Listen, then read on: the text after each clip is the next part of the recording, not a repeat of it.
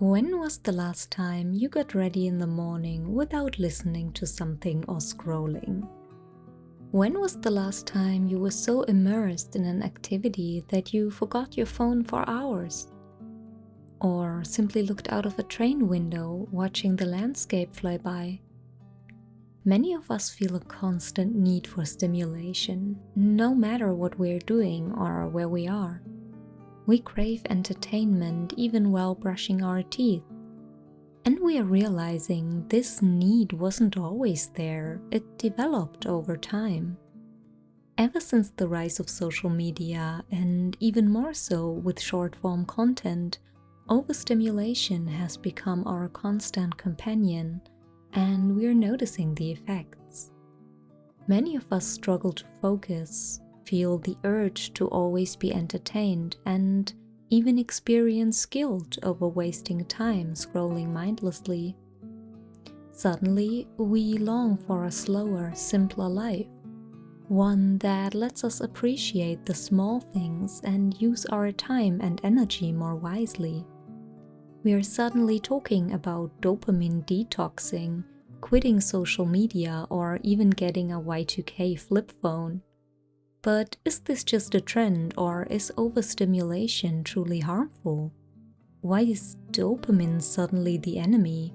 And how can we actually quit overstimulation for good? Hi, this is Liz. I live a slow, simple life in the countryside.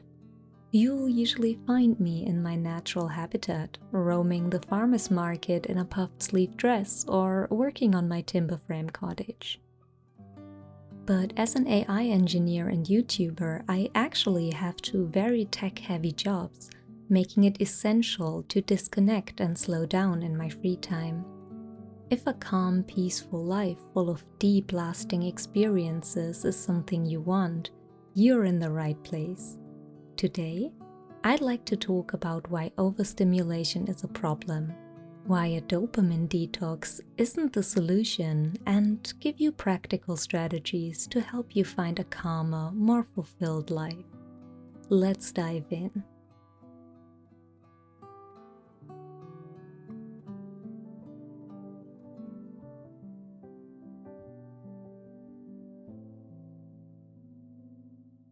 Why is overstimulation a problem? The key word that often comes up here is dopamine. Dopamine is a neurotransmitter that drives motivation and rewards us for completing tasks, discovering something new, or seeking pleasure. It signals, "This feels good, do it again." Social media and endless entertainment bombard us with constant dopamine spikes, training us to seek them out again and again. And while dopamine itself is natural and not the problem, overstimulation still has an effect on our brain. Over time, these intense stimulation bursts dull our sensitivity to simpler, natural pleasures, making everyday activities feel boring or unsatisfying. So, which problems arise from that? In my opinion, there are three main reasons why constant stimulation through content and apps can be harmful, with the third being the most significant for me personally.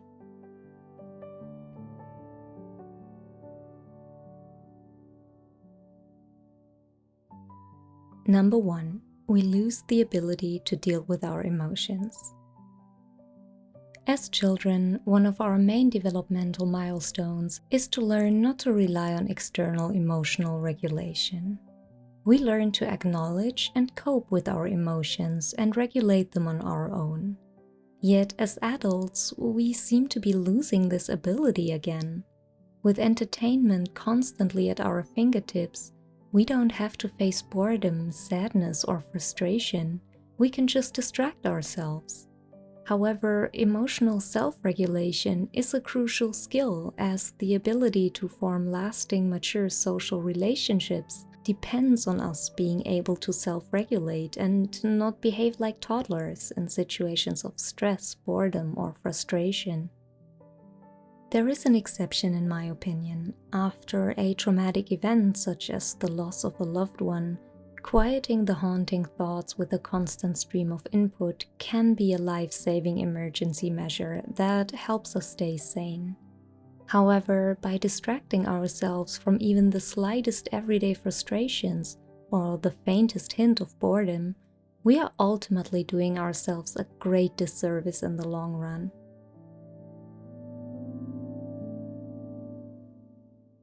Number 2. Instant gratification over long-term goals. Social media provides quick, effortless stimulation spikes, something our brains aren't built to handle. Over time, we start preferring short-term gratification over real-world achievements.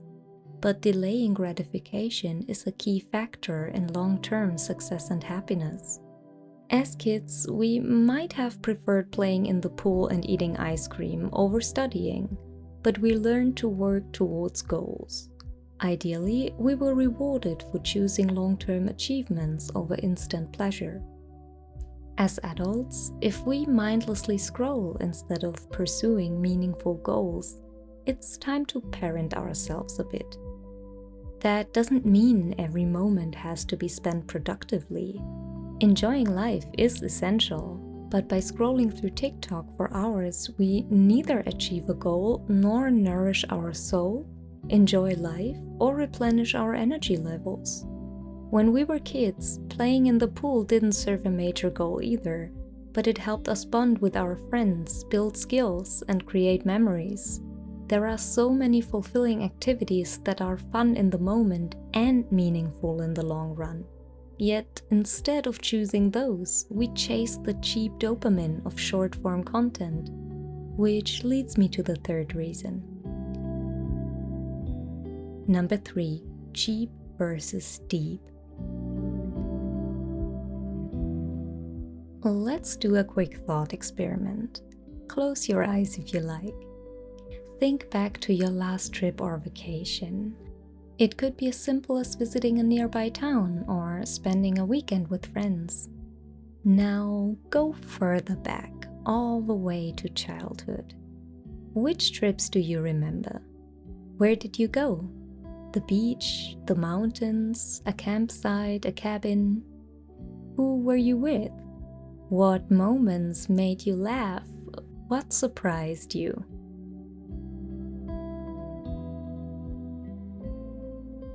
Now, try to recall a single TikTok video or Instagram reel you watched 2 years ago. See the difference?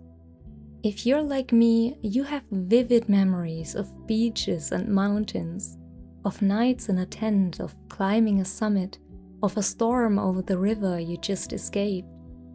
But I couldn't recall a single Insta reel I watched 2 years ago. Social media gives us a quick, cheap dopamine fix that fades just as quickly. Like cotton candy that tastes sweet in the moment but dissolves into nothing. Real experiences and quality hobbies, on the other hand, are like complex carbohydrates. They nourish us, fulfill us, and last way longer. When we replace real-world experiences with pointless screen time, we deprive ourselves of those deep, meaningful, lasting experiences. And over a lifetime, all that screen time fades into nothing, leaving no memories and nothing to fill that void. So, what can we do about it?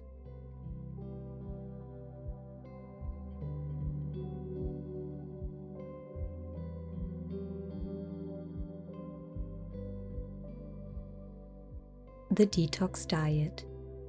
Going on a digital detox seems like the obvious solution if we crave a life free from overstimulation and empty dopamine spikes. There's no shortage of people who quit social media for a month or swap their smartphone for a dumb phone, claiming it changed their lives. But like a crash diet, a digital detox won't have a lasting impact unless we make permanent habit changes. That said, a temporary detox can be a great way to reset and realize just how much we rely on constant stimulation. I personally experience this kind of accidentally whenever I play LARP, which is live action roleplay. I dress up as a Viking merchant or a medieval healer and spend a week at an event where we live in tents, cook over fire, and fetch water from a well. No modern technology, no phones, we're completely immersed. And these experiences are eye-opening. When we get bored, we talk, sew, knit, draw, carve wood, sing by the fire, swim in the river, or attack the orcs. The memories from these weeks feel richer, more vivid, as if each one holds an entire summer of adventure. I'll never forget the day I was chopping veggies for our stew when someone mentioned a storyteller would visit our camp that evening. I was beyond excited. When she arrived, we gathered around the fire, listening in awe, begging for just one more story and then another one and another one. Without artificial entertainment, hearing a story by the fire had become the highlight of my day. We aren't immune to these simple pleasures, to natural doses of dopamine. We just have to relearn how to appreciate them. And here's how.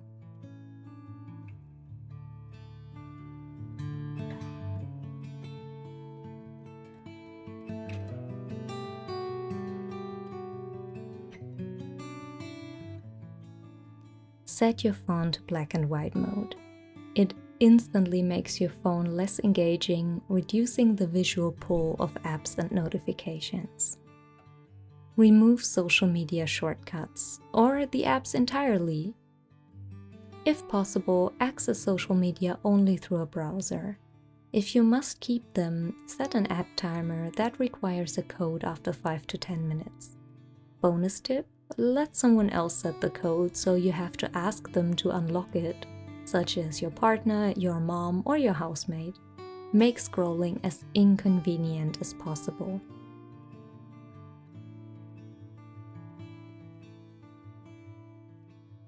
Embrace flight mode and offline time. Let's finally allow ourselves to disconnect and set our phone to flight mode regularly. When we are working or studying, reading, painting, chatting with a friend, or going for a walk.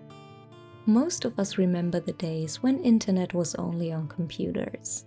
We were online sometimes and offline most of the time. Let's get back into that mindset. We don't have to stay away from all things digital and can enjoy all the benefits of technical progress. But the world doesn't end if we are offline for a few hours. It didn't back then, and it won't today. Keep your phone out of reach. If that's not possible, pause before picking it up and ask yourself, what am I actually doing? Paying for something? Taking a photo? Messaging someone or making a call? If there's no real reason, leave it. If you scroll while commuting or waiting in line, use that time differently. Text or call a friend to ask how they are doing, make a shopping list, or look up local events for the weekend.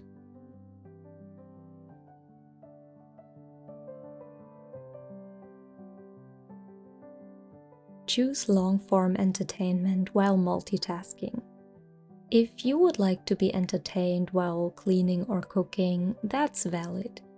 I like to pick something I can listen to for a long time, such as an audiobook. I'll place my phone somewhere in a corner and use my Bluetooth earphones to listen. That way, I won't get distracted by jumping between videos or podcasts, but only get one constant stream of info or entertainment that isn't overwhelming and puts me in a nice flow. Make real-world plans. Instead of crashing on the couch with your phone after school or work, schedule real activities, be it sports, courses, creative projects, or time with friends. Even on low-energy days, there are relaxing offline activities that keep you from doom scrolling. Make these real-world activities actual habits and hobbies, and allow them to take up the time and space in your life that you would have otherwise spent in the overstimulation spiral. Allow yourself to be bored. Try completing small tasks without background entertainment. Your mind will find its own stimulation. Reflecting on your day, solving problems, or making future plans. Give yourself space to think before flooding your brain with external input. Consume content intentionally. There is nothing wrong with consuming online content. I make and consume online content myself, obviously. Choose what you would like to consume with intention. Which topics are you interested in? What truly entertains and inspires you? What sparks your interest or allows you to learn something? Let's answer these questions for ourselves instead of getting overstimulated by whatever some algorithm is throwing at us in rapid succession.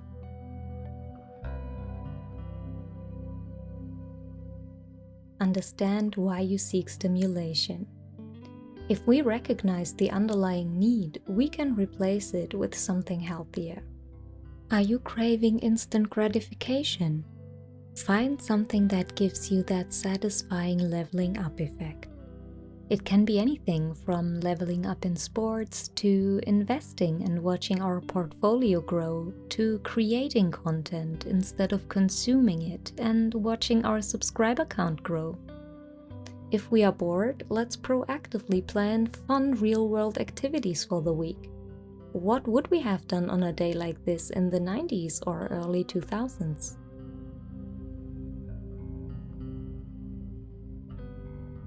If we are getting overstimulated when we are actually too tired to do something else, try calmer off-screen activities that help your brain naturally wind down instead of firing it up. Going for a walk is one of my favorites, as well as reading, taking a bath, journaling about my day, writing actual letters on paper, listening to quiet music, or drawing.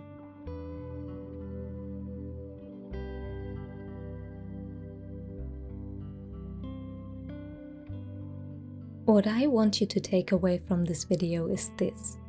The time we spend scrolling, trapped in the overstimulation spiral, is the time we miss out on actual deep, vivid, real-world experiences.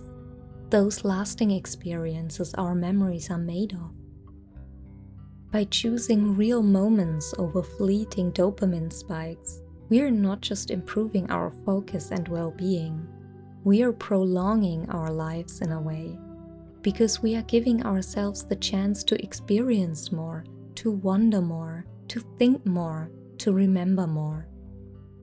We don't need to disconnect completely from the digital world to escape overstimulation. What truly matters is intentionality, choosing what adds value to our life and letting go of what simply drains us. By making small, mindful changes, we can reclaim our focus, our creativity, and our ability to enjoy the small pleasures in life. We can go from cheap dopamine hits to deep, lasting fulfillment, from mindless consumption to meaningful experiences, and from constant distraction to a life that feels truly ours.